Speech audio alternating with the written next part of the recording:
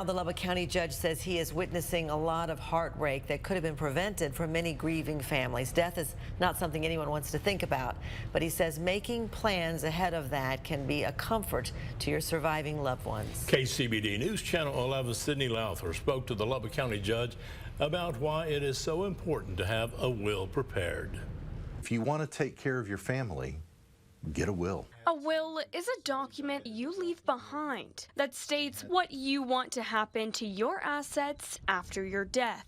County Judge Curtis Parrish says he does around 1,000 probates a year, or managing and processing estates in his courtroom. Whether you believe it or not, you do have property that needs to be transferred, even a car. A will can list who gets your estate, valuables, and even children under 18.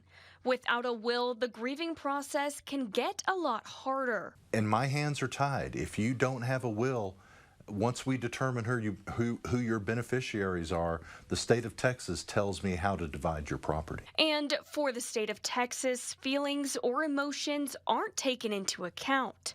A current spouse may be left with nothing, and a estranged child given everything. When we get into these intestate situations where there is no emotion, a lot of people do feel hurt because of that. It's important to be cautious of who is writing your will and the legality of the document. Typewritten wills, we see handwritten wills, we see partially written wills, and then it's up to the judge, myself, to kind of go through and see, is this a valid will? Is it not a valid will? Judge Parrish says the average cost of obtaining a will through a lawyer is $500. That amount can change depending on the complexity of your property, but he says it is the safest way to take care of your family. You will save yourself a lot of money at the end and save your family a lot of money and heartache if you do it right the first time. Time